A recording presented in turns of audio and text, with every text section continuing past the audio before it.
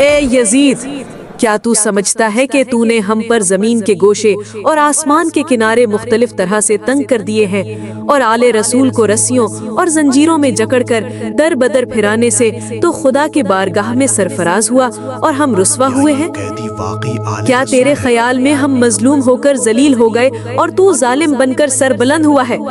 کیا تو سمجھتا ہے کہ ہم پر ظلم کر کے خدا کی بارگاہ میں تجھے شان و مقام حاصل ہو گیا ہے؟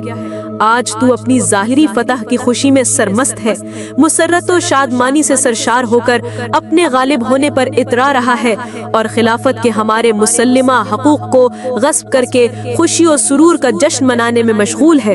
اپنی غلط سوچ پر مغرور نہ ہو اور ہوش کی سانس لے۔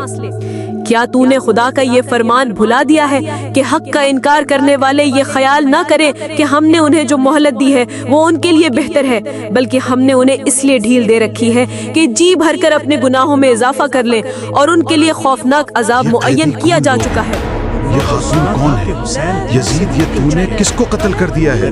دیکھو، یزید کے چہرے کا رنگ اڑ گیا۔ یہ خاتون کون ہے؟ فواللہ لا تمحو ذکرنا ولا تمیت وحینا۔